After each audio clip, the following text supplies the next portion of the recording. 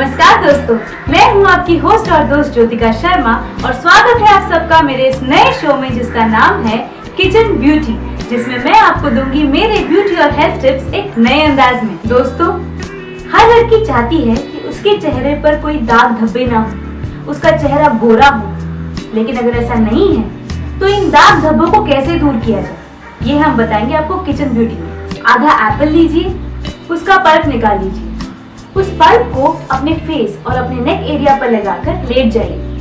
फिर 20 मिनट के बाद इसे ठंडे पानी से धो लीजिए। आप देखिए, ये पैक लगाते ही आपका चेहरा निखर जाएगा और आपके ब्लेमिशेस भी दूर हो जाएंगे। वो कहते हैं ना, an apple a day keeps the doctor away, उसी तरह half apple a day keeps your blemishes away. तो दोस्तों, उम्मीद करती हूँ कि आपको मेरा वीडियो पसंद आया होगा, और अगर मेरा वीडियो पसंद आया है तो इसे अपने दोस्तों में शेयर करना मत भूलिए। और हाँ, मेरे चैनल को सब्सक्राइब करना बिल्कुल मत भूलिए। मेरे अगले वीडियो के लिए वेट कीजिए और तब तक stay happy, stay blessed and stay beautiful.